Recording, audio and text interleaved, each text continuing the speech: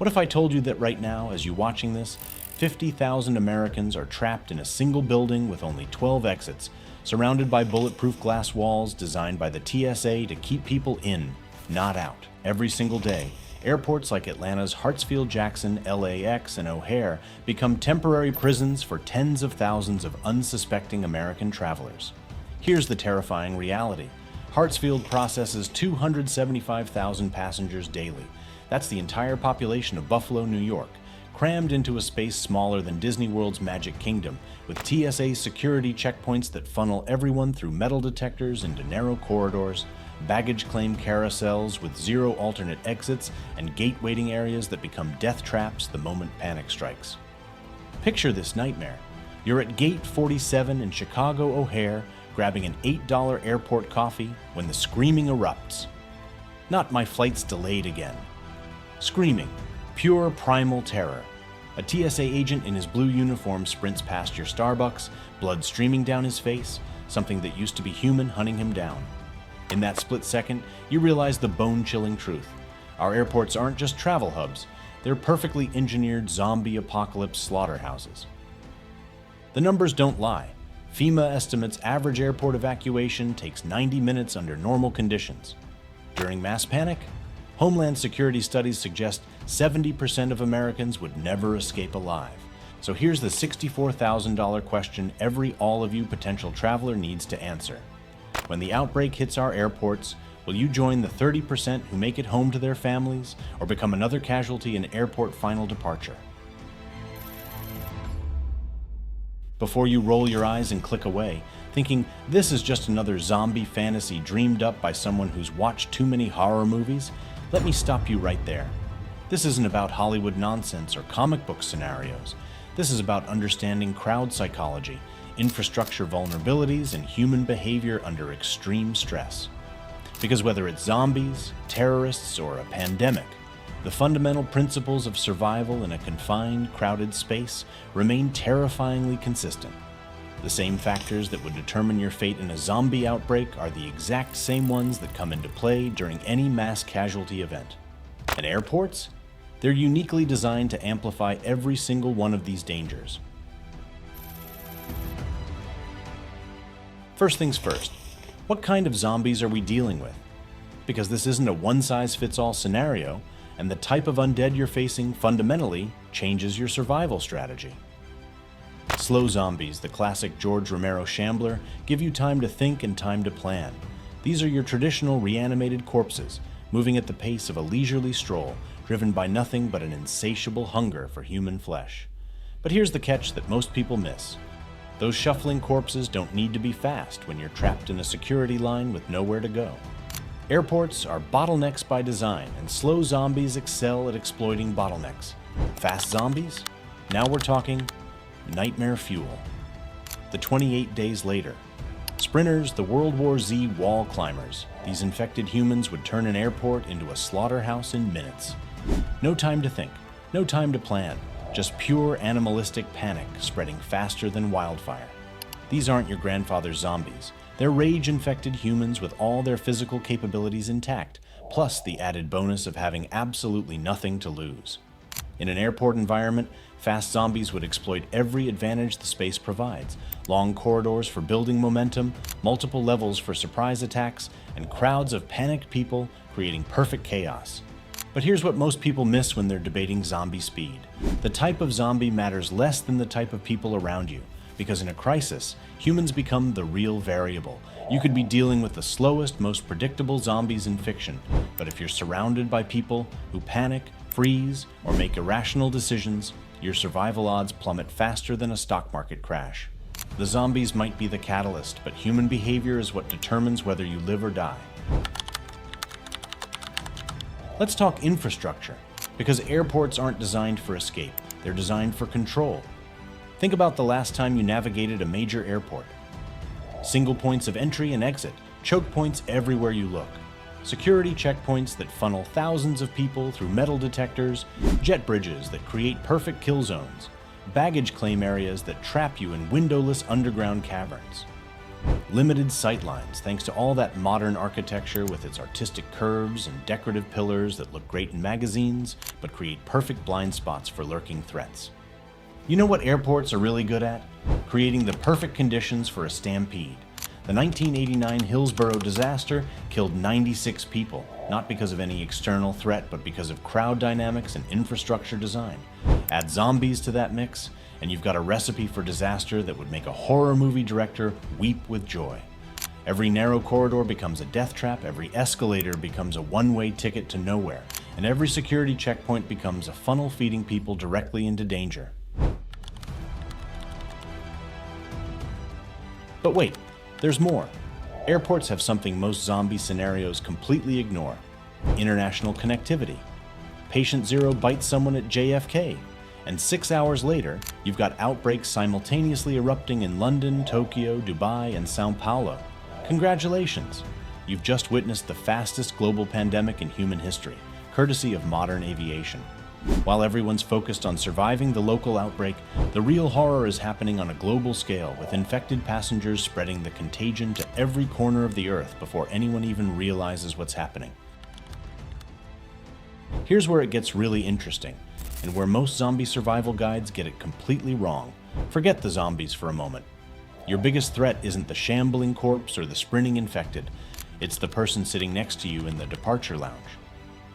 Studies of crowd behavior in emergencies consistently show 3 distinct types of people, and these percentages hold true across cultures, ages, and backgrounds. 10 to 15% are the freezers. They shut down completely when faced with crisis, becoming human obstacles that block exits and create dangerous bottlenecks.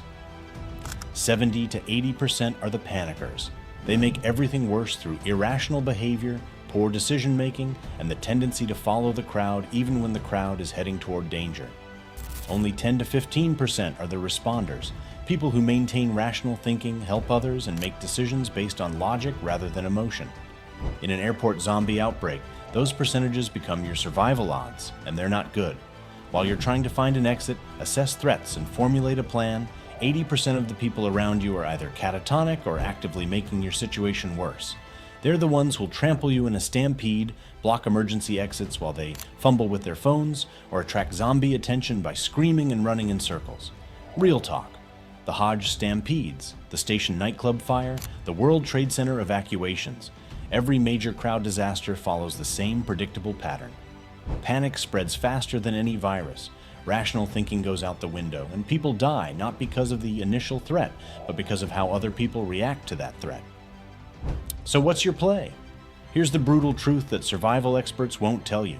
Location is everything, and timing is even more important. If you're in the secure area, past security, and the departure lounges, you're actually in better shape than you might think. Those TSA checkpoints that annoy you every time you travel, they're now zombie-proof barriers staffed by armed federal agents. The secure area has controlled access points that can be locked down, emergency exits that bypass the main terminal chaos, airport police with actual weapons and training, and food courts with water sources that could sustain you during a siege. If you're in the main terminal, pre-security, you're in what military strategists call a target-rich environment, and unfortunately, you're the target.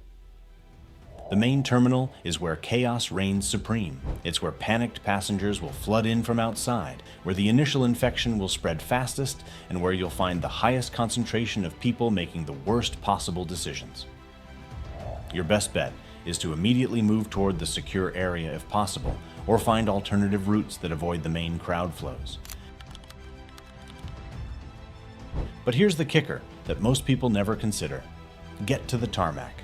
Those emergency slides aren't just for water landings, and every commercial aircraft has multiple emergency exits designed for rapid evacuation. Once you're on the runway, you've got space to move, room to think, and most importantly, you're in an area that zombies can't easily access. The tarmac is a controlled environment with limited entry points, emergency vehicles, and direct access to aircraft that could potentially serve as temporary shelters or escape vehicles. Most people will instinctively head for the parking garage or main exits. That's exactly where you don't want to be. While everyone else is fighting over the obvious escape routes, creating massive bottlenecks and attracting zombie attention, you should be looking for the service corridors, employee exits, and maintenance areas that regular passengers never see. These routes are designed for airport staff who need to move quickly and efficiently through the facility, and they often connect directly to secure areas or provide alternative exits that bypass the main terminal entirely. Let's crunch some numbers because mathematics doesn't lie, and the math of a zombie outbreak is both simple and terrifying. The average major airport handles between 50,000 and 100,000 people on any given day. If we're dealing with a fast zombie scenario like 28 days later, with a 30-second infection time and aggressive transmission rates, you're looking at exponential growth that would overwhelm any airport's security and emergency response capabilities in under an hour. The math is brutally simple. Hour 1, you might have 100 infected individuals scattered throughout the facility. Hour 2, that number jumps to 10,000 as the infection spreads through crowded areas like wildfire. Hour 3, game over. The facility is completely overrun, and your window for organized evacuation has slammed shut. Your actual window for escape is probably somewhere between 20 and 30 minutes from the moment the outbreak begins, assuming you recognize what's happening immediately and act without hesitation. That's not much time to process the situation, overcome your own psychological barriers, navigate through panicked crowds, and reach safety. But here's what the movies get completely wrong about zombie survival. You don't need to outrun the zombies. You just need to outrun the other humans. And in a panic situation, that's easier than you think, if you can keep your head while everyone else is losing theirs. The real key to survival isn't physical fitness or combat skills, it's psychological preparation and situational awareness.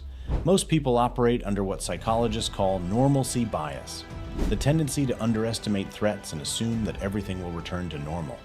It's the same phenomenon that causes people to ignore fire alarms because they assume it's just a drill, or to continue working in their offices while a hurricane approaches because they can't quite believe the danger is real. In a zombie outbreak, while you're still trying to figure out if what you're seeing is actually happening, the people who immediately accept the new reality and act accordingly are already moving towards safety. Want to know the real reason most people wouldn't survive a zombie outbreak in an airport?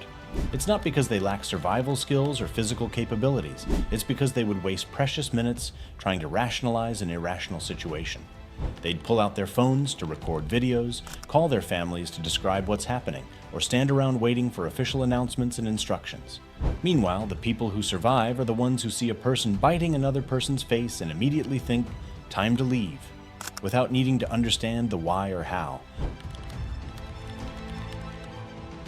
The harsh reality of survival in any crisis situation is that it's not about being the strongest, the smartest, or the best prepared. It's about being the first to adapt to a situation that everyone else is still trying to rationalize. It's about making hard decisions quickly, even when you don't have complete information. It's about overcoming your own psychological programming that tells you to wait for authority figures to tell you what to do, or to stick with the crowd because there's safety in numbers. So could you survive a zombie outbreak in an airport? Maybe, if you're in the right place at the right time, if you make the right decisions in the first few critical minutes, if you can overcome your own psychology and the chaos created by everyone around you. Your odds improve dramatically if you understand crowd psychology, know the airport layout, and can think tactically rather than emotionally. But even with all those advantages, survival would still come down to factors largely outside your control: the type of zombies, the initial outbreak location, the response of other people, and pure dumb luck. But here's what this thought experiment really reveals about our modern world. Our entire infrastructure is built on the assumption that people will behave rationally in a crisis. Airports, shopping malls, office buildings, sports stadiums, they're all designed for normal times, not for when normal breaks down completely. The same design features that make these spaces efficient and profitable during regular operations become death traps when people panic and systems fail. And so the next time you're sitting in an airport, waiting for your flight and scrolling through your phone, take a moment to look around, count the exits, and notice which ones most people would use versus which ones they'd ignore. Watch how people move through the space and identify the natural bottlenecks. Observe the security measures and think about how they might help or hinder in an emergency. Pay attention to the airport staff and their routines. They know routes and procedures that could save your life.